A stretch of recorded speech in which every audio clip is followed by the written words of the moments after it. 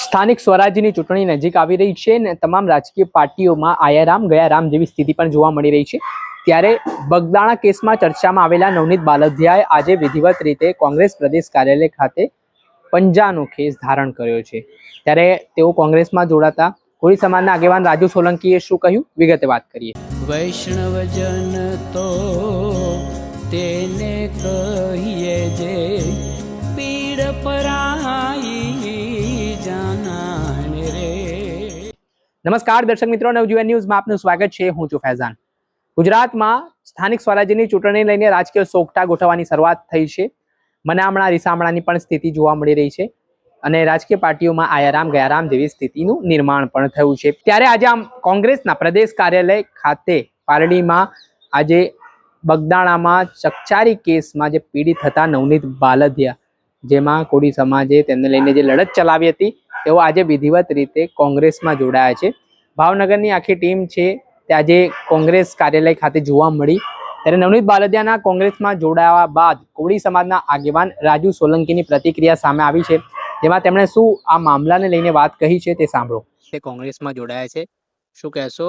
બગદાણામાં થોડા સમય પહેલા સંમેલનો થયા, તેરા જાહેર વિરુદ્ધ કોળી સમાજે હુંકાર ભર્યો, તો હવે કોંગ્રેસમાંથી એવું પણ કહેવાય રહ્યું છે કે તેઓ ચૂંટણી લડી શકે છે, તો કઈ રીતે જુઓ છો? તો એ તો એનો વ્યક્તિગત વિચાર છે, એનો વ્યક્તિગત નિર્ણય છે ફૈઝાનભાઈ।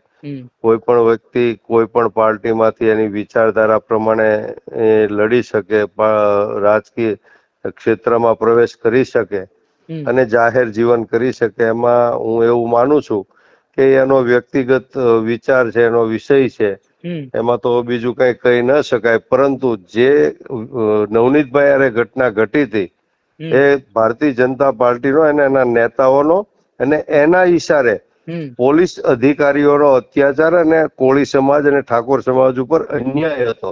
એટલા માટે ગુજરાતનું તમામ કોળી અને ઠાકોર સમાજ નવનીતભાઈની પડખે એક સામાજિક દ્રષ્ટિએ હતો, નહીં કે કોઈ રાજકીય બાબતે।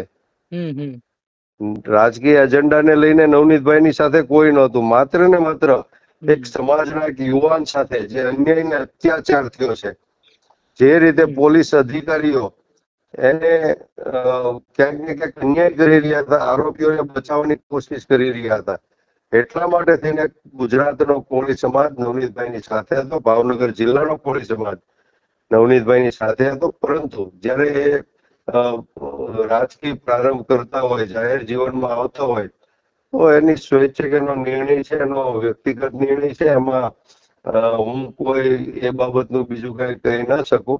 પરંતુ રાજુભાઈ, તમે કઈ આમંત્રણ આપ્યું હતું આમ આદમી પાર્ટીમાં જોડાવા માટે? તમે આમંત્રણ આપ્યું હતું એમને? હા, આમ આદમી પાર્ટીમાં જોડાવા માટે તમામ યુવાનોને, જે લોકો ખરેખર તાનાશાહી સામે લડવા માંગતા હોય, હિટલરશાહી સામે લડવા માંગતા હોય, એ તમામ યુવાનોને આમ આદમી પાર્ટીમાં આમંત્રણ છે। અને નિષ્ઠા અને પ્રમાણિકતાથી જાહેર જીવન કરવા માંગતા હોય, લોકોની સેવા કરવા માંગતા હોય, એ તમામ યુવાનોને આમ આદમી પાર્ટીમાં ભાવભર્યું આમંત્રણ છે। ખૂબ ખૂબ આભાર, તમે જોડાયા અને આ મુદ્દે તમે પ્રતિક્રિયા આપી। આપણે સાંભળ્યા કોળી સમાજના આગેવાન રાજુ સોલંકી, તેઓ કહી રહ્યા છે કે નવનીત બાલદિયા કોંગ્રેસમાં જોડાયા છે, એ તેમનો વ્યક્તિગત વિષય છે અને આમાં કોઈ પણ વ્યક્તિ રાજકીય રીતે કોઈ પણ પાર્ટીમાં વિચારધારાથી જે મેચ થાય તે જોડાઈ શકે છે। ને જે તેમની લડાઈ હતી એ તાનાશાહી હિટલરશાહી વિરુદ્ધની હતી અને સામાજિક લડાઈ હતી, જેમાં કોઈ રાજકીય પક્ષ નહીં પરંતુ સમાજ લેવલે આમાં સમર્થન તેમણે આપ્યું હતું। ત્યારે હવે જે નિવેદન સામે આવ્યું છે તેના કારણે રાજકારણ ગરમાયું છે। દર્શક મિત્ર, આવા જ વિડીયો જોવા માટે નવજીવન ન્યૂઝ જોતા રહો।